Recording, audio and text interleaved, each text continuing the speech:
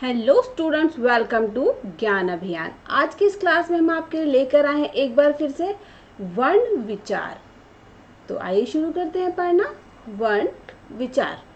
सबसे पहले हम जानेंगे कि वर्ण क्या है।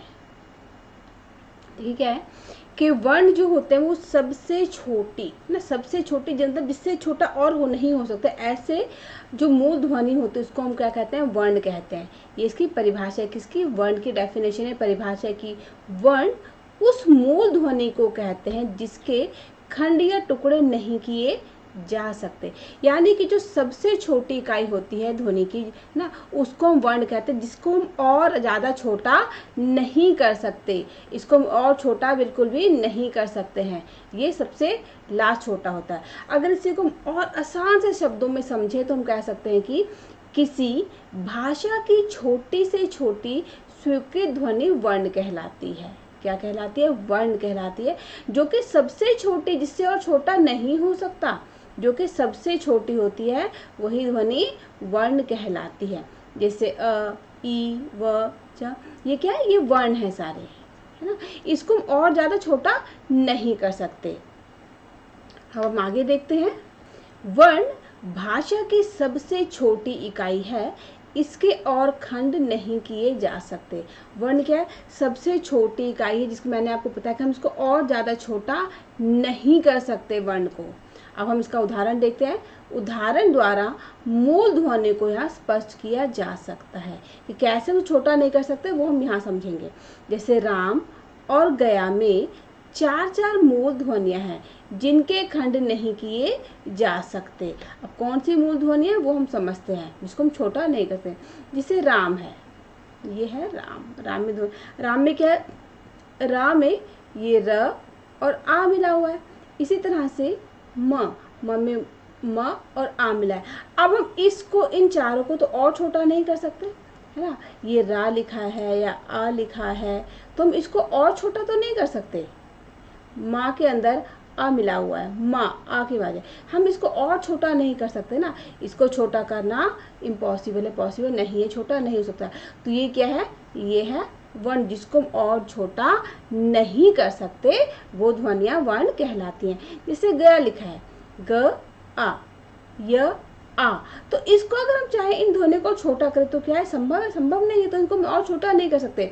इसलिए कहा है कि जो वर्ण है भाषा की सबसे छोटी इकाई है, जिसके और खंड हम नहीं कर सकते, उसी को वर्ण कहते हैं। ये सबसे छोटी इकाई, इसको छोटा नहीं किया जा सकता। इन्हीं अखंड मूल ध्वनियों को वर्ण कहते हैं। अखंड मतलब जिसको हम और खंडित नहीं करते, जिसको हम और छोटा टुकड़े नहीं कर सकते, तोड़ नहीं सकते हैं, है ना। अखंड नहीं कर सकते, तोड़ नहीं सकते हैं। ये क्या कहलाती है? वर्ण कहते हैं। हर वर्ण की अपनी लिपि होती है। लिपि को वर्ण संकेत भी कहते हैं। हिंदी में 52 वर्ण हैं। हर वर्ण की क्या होता है? अपनी लिपि होती है। इंग्लिश की, उर्दू की, फारसी की, सभी की अपनी अपनी लिपि होती है, लिखने का जो तरीका होता है। तो क्या था कि वर्ण जो है वो भाषा की सबसे छोटी इकाई है, सबसे छोटी ध्वनि है, जिसको हम और छोटा नहीं कर सकते, उसे हम वर्ण कहते हैं। अब हम देखते हैं वर्णमाला। क्या देखते हैं अब हम यहाँ पर? ये वर्णमाला, अल्फाबेट। वर्णमाला, वर्णों के समूह को वर्णमाला कहते हैं। आपको पता है कि माला कहते हैं, माला कहते हैं जो छोटे छोटे मोती होते हैं, जब उनको एक धागे में पिरो दिया जाता है ना एक साथ, तो उसे माला कहते हैं। बिल्कुल वैसे ही जब वर्णों को एक साथ एक ग्रुप में रख देते हैं ना, एक साथ एक ग्रुप में होता है, तो उसे हम कहते हैं समूह, यानी कि वर्णमाला कहते हैं। क्या है ये? वर्णमाला। वर्णों के समूह को वर्णमाला कहते हैं। किसे कहते हैं? वर्णों के समूह को वर्णमाला कहते हैं।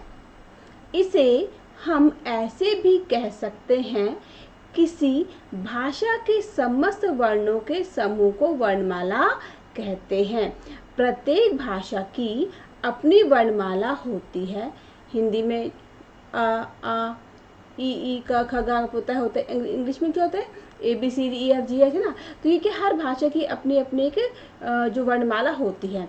जो वर्णमाला क्या है कि समस्त वर्णों के समूह को, मतलब कि जितना भी हिंदी में अगर आ से लेकर ज्ञ तक है तो सारे, इंग्लिश में A से लेकर Z तक है तो सभी सारे जो लेटर है ना, जब सभी को एक साथ रखा जाता है, एक साथ होता है, उनका एक समूह होता है, तो उस समूह को हम क्या कहते हैं, वर्णमाला के नाम से उस समूह को हम जानते हैं कि समस्त वर्णों का जो समूह होता है वही वर्णमाला कहलाता है। हिंदी में आपको पता है अ से लेकर ज्ञ तक होता है, इंग्लिश में ABCD होती है। हर भाषा की अपनी अपनी एक वर्णमाला होती है, क्योंकि हर भाषा को लिखा जाता है, तो लिखने के तो अगर हमारे पास चिन्ह नहीं होंगे तो हम लिखेंगे कैसे। तो जिन चिन्हों के द्वारा हम उनको लिखते हैं वही तो वर्णमाला कहलाती है। अब हम देखते हैं वर्ण के भेद कि वर्ण के भेद क्या है। वर्ण के भेद, हिंदी भाषा में वर्ण दो प्रकार के होते हैं, जिससे पहला होता है स्वर और दूसरा होता है व्यंजन। कितने होते हैं हिंदी भाषा के वर्ण के भेद? कितने होते हैं? दो होते हैं, पहला स्वर और दूसरा व्यंजन। अब हम आगे जो स्वर और व्यंजन को डिटेल में पढ़ेंगे। हमें पता है कि भाई हिंदी भाषा के जो वर्ण है उसके दो भेद होते हैं, है ना। भाषा के वर्ण के दो भेद होते, एक हो गया स्वर और दूसरा हो गया व्यंजन। अब इसको और अच्छे से डिटेलिंग में पढ़ते हैं। अब हम सबसे पहले देखते हैं स्वर यानी वॉवल्स। सबसे पहले बात करते हैं स्वर की। वे वर्ण जिनके उच्चारण में किसी अन्य वर्ण की सहायता की आवश्यकता नहीं होती स्वर कहलाता है। क्या कहा कि ऐसे वर्ण जिसके उच्चारण में, यानी जिसको बोलते समय हमें किसी दूसरे वर्ण की हेल्प नहीं लेनी पड़ती, हमें किसी दूसरे वर्ण की सहायता लेकर उसे नहीं बोलना पड़ता, जो बिना किसी सहायता के बोले जाते हैं, जो स्वतंत्र रूप से बोले जाते हैं, उसे ही हम स्वर कहते हैं। क्या कहते हैं? उसे हम स्वर कहते हैं। जो बिना किसी आवश्यकता के, बिना किसी हेल्प के बोले जाते हैं, उसे हम स्वर कहते हैं। अब अगर इसी बात को हम और आसान शब्दों में कहें तो हम कह सकते हैं कि जिन वर्णों के उच्चारण में फेफड़ों की वायु बिना रुके अबाध गति से मुख से निकल जाए उन्हें स्वर कहते हैं। यानी कि ऐसे वर्ण जिसको जब हम बोलते हैं तो बोलते समय जो हवा है वो हमारे मुंह रुकती नहीं कहीं पर, है ना, एक आराम से निकल जाती, बिना रुके निकल जाती है। ऐसे ही जो वर्ण होते हैं उन्हें हम स्वर कहते हैं, जो बिना किसी हेल्प के बोले जाते हैं। इनके उच्चारण में कंठ, तालु का उपयोग होता है, जीभ और होठ का नहीं होता। किसका प्रयोग होता है? कंठ का और तालु का प्रयोग होता है। हिंदी वर्णमाला में 16 स्वर हैं और वो कौन से हैं? वो ये हैं 16 स्वर। यहाँ पे समझने वाली बात है कि स्वर क्या होते हैं? जो बिना किसी हेल्प के बोलते, जैसे अ, ई, उ, ए। जब हम इनको बोलते हैं तो हमारे मुंह से जो हवा है वो आराम से निकलती है, रुकती नहीं है। हमें इनको बोलने के लिए किसी दूसरे वर्ण की हेल्प नहीं लेनी पड़ती, हम इसको आराम से बिना रुके बोल सकते हैं, बिना किसी वर्ण की हेल्प लिए इसको हम बोल सकते हैं। इसीलिए इनको क्या कहते हैं? हम स्वर कहते हैं, जो बिना किसी सहायता के, बिना किसी अन्य दूसरे वर्ण की हेल्प लिए हम बोल सकते हैं। उसी को हम क्या कहते हैं? उसको हम स्वर कहते हैं। अब हम बात करते हैं स्वर के भेदों की। स्वर के भेद, स्वर के दो भेद होते हैं। कितने भेद होते हैं? दो। एक होता है मूल स्वर और दूसरा होता है संयुक्त स्वर। मूल स्वर और संयुक्त स्वर। अब हमें पता चल गया कि स्वर के कितने भेद हैं? दो, मूल और संयुक्त स्वर। अब हम देखते हैं कि मूल स्वर कौन से हैं। ये है मूल स्वर अ, आ, ई, उ, ए और ओ। और संयुक्त स्वर, संयुक्त का मतलब होता है मिला हुआ, है ना। जब दो चीजें मिलती हैं तो उसको हम कहते हैं मिला हुआ, यानी संयुक्त, मिक्स किया हुआ, मिक्स मिला हुआ। तो संयुक्त का मतलब भी हो गया जिसमें दो वर्ण मिले हुए हैं, जैसे ए और ओ। इस ए में देखिए अ और ए मिला हुआ है और ओ में भी अ और ओ मिला हुआ, तो ये क्या कहलाता है? संयुक्त स्वर है, जो मिले हुए होते हैं। स्वर के कितने भेद होते हैं पता चले हमने कितने पढ़े? दो, एक मूल स्वर और दूसरा संयुक्त स्वर। हमें पता है कि स्वर के जो है दो भेद होते हैं। अब हम मूल स्वर के जो भेद हैं उसको पढ़ते हैं। किसको पढ़ेंगे हम? मूल स्वर के भेद पढ़ेंगे। मूल स्वर के 3 भेद होते हैं। कितने होते हैं? 3। इसमें के पहला है ह्रस्व स्वर, दीर्घ स्वर और प्लुत स्वर। कितने होते हैं मूल स्वर के भेद? 3 होते हैं। इसमें के पहला है ह्रस्व स्वर, दीर्घ स्वर और प्लुत स्वर। अब हम इन तीनों ही स्वरों को, ह्रस्व स्वर, दीर्घ स्वर, प्लुत स्वर, इनको भी और डिटेल में जानेंगे ताकि हम समझ सके कि जो मूल स्वर को भेद है वो क्या है। हम पढ़ते हैं अभी ये ह्रस्व स्वर, शॉर्ट वॉवल्स। जिन स्वरों के उच्चारण में कम समय लगता है उन्हें ह्रस्व स्वर कहते हैं। क्या लगता है? ऐसे स्वर जिसके उच्चारण में कम समय लगता है, बिल्कुल मिनिमम सबसे कम से कम समय लगता है, उसे हम ह्रस्व स्वर के नाम से जानते हैं। जिसमें हमें कम समय लगता है, इसको बोलने में, उच्चारण में, जब हम उन्हें बोलते तो बिल्कुल कम से कम समय लगता है, उसे हम ह्रस्व स्वर के नाम से जानते हैं। ह्रस्व स्वर 4 होते हैं। कौन से? अ, आ, उ और री। कितने होते हैं? ये 4। और री की मात्रा आपको पता है कैसे लगती है ना? ऐसे लगती है। और इसको उच्चारण कैसे होता है? री की तरह से होता है। जो री की मात्रा होती है वो हम ऐसे लगाते हैं, जैसे हमने लिखा मृग, तो हमने ये जो लगाई है री की मात्रा लगाई, इसको री पढ़ता है, री। मृग, तृण। तो हमें पता है कि ह्रस्व स्वर जो है 4 होते हैं, आ, उ और री, और ये री की मात्रा होती है। तो ह्रस्व स्वर क्या होता है? जिसको बोलने में, जिसके उच्चारण में कम समय लगता है उसे हम ह्रस्व स्वर कहते हैं। अब हम बात करते हैं दीर्घ स्वर की। किसकी बात करते हैं? दीर्घ स्वर, यानी लॉन्ग वॉवल्स। वे स्वर जिनके उच्चारण में ह्रस्व स्वर से दुगना समय लगता है वे दीर्घ स्वर कहलाते हैं। कौन से स्वर कहलाते हैं? वे दीर्घ स्वर कहलाते हैं। क्यों? क्योंकि इनके उच्चारण में दुगना, दोगुना समय, यानी कि डबल समय लगता है। किसका डबल समय? ह्रस्व स्वर का। अगर ह्रस्व स्वर को बोलने में जितना समय लगता है उससे बिल्कुल एग्जैक्ट डबल समय हमें जो है दीर्घ स्वर को बोलने में, यानी उसको उच्चारण करने में लगता है। इसीलिए इसे दीर्घ स्वर कहा जाता है। जैसे अगर हम इसे और आसान शब्दों में देखें तो हम क्या कहेंगे कि स्वरों, सरल शब्दों में कैसे कहते हैं कि उच्चारण में अधिक समय लगता है, जिन स्वरों को उच्चारण में अधिक समय लगता है उन्हें हम दीर्घ स्वर कहते हैं ना। जिन स्वरों के उच्चारण में अधिक समय लगता है, अधिक यानी दुगना समय लगता है। किसका दुगना समय? ह्रस्व स्वर का दुगना समय लगता है। यहाँ से जो है दुगना समय लग गया, वो क्या कहलाते हैं? दीर्घ स्वर कहलाते हैं। ये कितने होते हैं? ये 7 होते हैं। आ, ई, उ, ए, ऐ और ओ, ये 7 होते हैं। कितने? दीर्घ स्वर जो है 7 होते हैं। ह्रस्व स्वर में कम समय लगा, उसका बिल्कुल दुगुना टाइम लग गया हमें दीर्घ स्वर को बोलने में। तो जिन स्वरों के उच्चारण में हमें दुगना समय लग जाता है उसे हम क्या कहते हैं? दीर्घ स्वर कहते हैं। अब हम यहाँ पर देखते हैं दीर्घ स्वर 2 शब्दों के योग से बनते हैं। जैसे आ में क्या मिला? ये अ और आ मिला दिया तो बन गया बड़ा आ।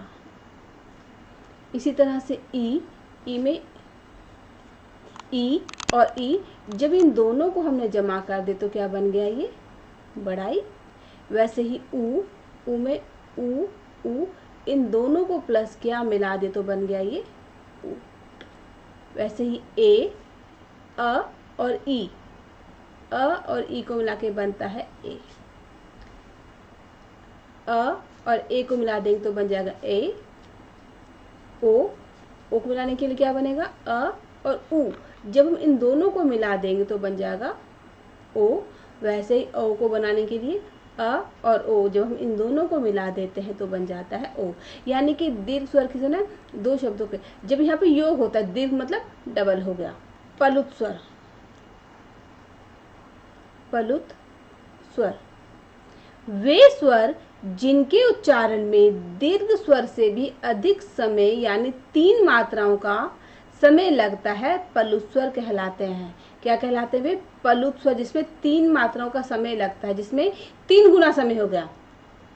दीर्घ स्वर से भी अधिक समय। ह्रस्व स्वर में क्या कम समय लगता है, दीर्घ स्वर में इसका डबल समय लगता है और प्लुत स्वर में इसका भी 3 गुना समय लगता है। तो जब 3 मात्राओं का समय लगता है उच्चारण में तो उसे हम कहते हैं प्लुत स्वर कहते हैं। उसे क्या कहते हैं? उसे प्लुत स्वर के नाम से जानते हैं। इसी को अगर हम और आसान शब्दों में देखें तो हम क्या कहेंगे कि जिस स्वर के उच्चारण में तिगुना समय लगे उसे पलुत स्वर कहते हैं। क्या कहते हैं? उसे पलुत स्वर। क्यों? क्योंकि इसके उच्चारण में 3 गुना समय लगता है, तिगुना समय लगता है, इसीलिए इसको हम पलुत स्वर कहते हैं। इसका उच्चारण क्या है? ये है। इसका प्रयोग अक्सर पुकारते समय किया जाता है, जैसे सुनो, क्योंकि लंबा होता है ना, राम, ओम। तो क्या कर, जब हम कुछ पुकारते हैं ना, जब हम कुछ मुंह से पुकारते हैं, मुंह से बोलते हैं, तो इसका जो हमें प्रयोग हम करते हैं किसी को पुकारने के लिए। हिंदी में साधारणतः पलुत का प्रयोग नहीं होता। वैदिक भाषा में पलुत स्वर का प्रयोग अधिक हुआ है। इसे त्रिमात्रिक स्वर भी कहते हैं, क्योंकि उसमें 3 मात्राओं का स्वर होता है, 3 मात्राओं का समय लगता है, इसीलिए इसे त्रिमात्रिक भी कहते हैं। अंग आयोग वह कहलाते हैं। वर्णमाला में इनका स्थान स्वरों के बाद और व्यंजनों से पहले होता है। अंग को अनुस्वार तथा अह को विसर्ग कहा जाता है। हर्ष स्वर में क्या था? सबसे कम समय लगता है।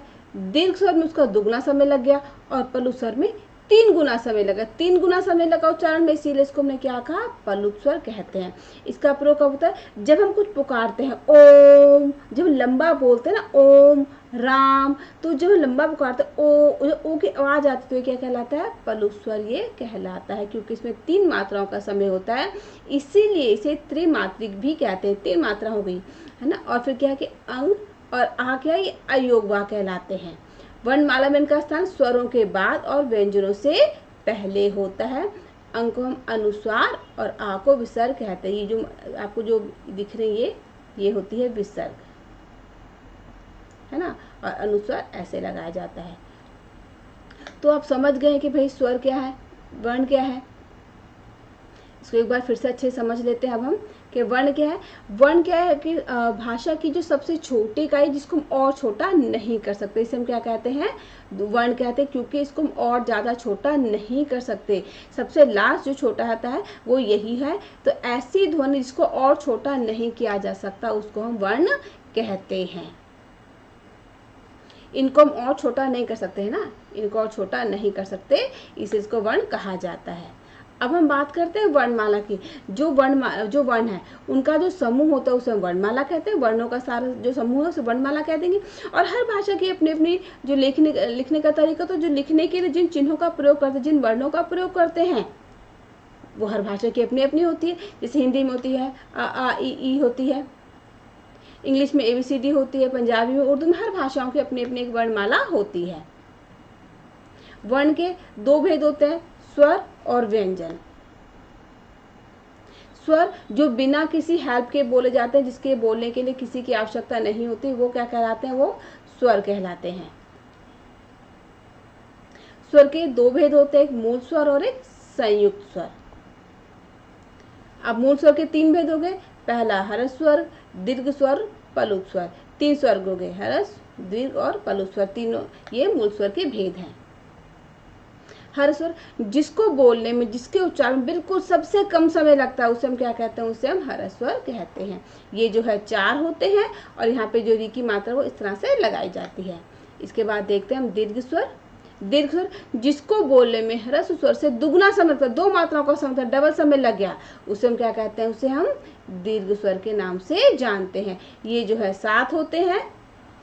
और दीर्घ स्वर जो 2 शब्द, 2 डबल होता है, दुगना, यानी कि 2 मेल होता है, ऐसे योग होता है। तो ये इनका योग देखा हुआ है हमने अभी कि कैसे कैसे किस में योग होता है। क्योंकि दुगना समय लग रहा है, यानी कि दो बातें, हम 2 बार उच्चारण कर रहे हैं, तो उच्चारण में डबल समय लगा है, इसीलिए दीर्घ स्वर है।